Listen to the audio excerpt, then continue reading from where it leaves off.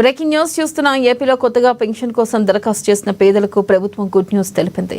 June 12న 4,000 రూపాయలు అందజేయనున్నట్లుగా ప్రకటించింది. ఈ మేరకు సెర్ప్ సీఈఓ ఉత్తర్వులు జారీ చేశారు. కాగా కూటమి ప్రభుత్వం ఏర్పాటైన తర్వాత రాష్ట్రంలో కొత్త పెన్షన్ కోసం దరఖాస్తులు ఆహ్వానించారు. దీంతో వృద్ధులు, వికలాంగులు, వితంతువులు తదితర అర్హులైన పేదలు కొత్త పెన్షన్ల కోసం దరఖాస్తులు చేశారు. ఆయా వార్డు గ్రామ సచివాలయాల్లో సంబంధిత దరఖాస్తులను అందజేశారు. అలా రాష్ట్ర వ్యాప్తంగా 71,380 మంది దరఖాస్తులు చేశారు. అయితే ఈ మేరకు వీటిని పరిశీలించి అర్హులను ఎంపిక చేశారు. వీరందరికీ జూన్ నెల నుంచి పెన్షన్ డబ్బులు ఇవ్వాలని ప్రభుత్వం నిర్ణయించింది. ఈ మేరకు కసరత్తు చేసింది.